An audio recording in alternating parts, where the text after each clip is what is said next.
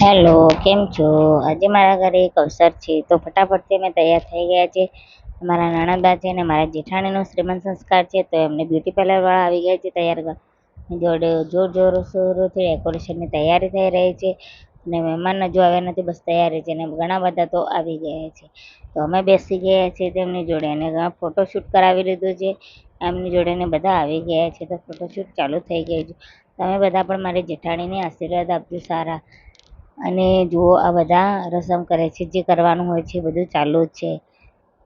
સરસ મજાનો અમારો આ રિવાજ છે. શું તમારે ત્યાં આવો રિવાજ છે? એમને હવે પિયર જવાનું છે તો અમે ફટાફટથી એમ રસમ કરીને પછી જમવાનું આવ્યું તો જમી લીધું છે અને વિપુલને હું જમવા બેસી ગયા છે અને જમી અને પછી હું બપોરના ઊંઘી હતી તો વિપુલ લઈને આવ્યો ઠંડો ઠંડો કાચી કેરીનો શરબત. તો હું શરબત પીવા લાગી તો પેટમાં ટાઢું ટાઢું થઈ ગઈ.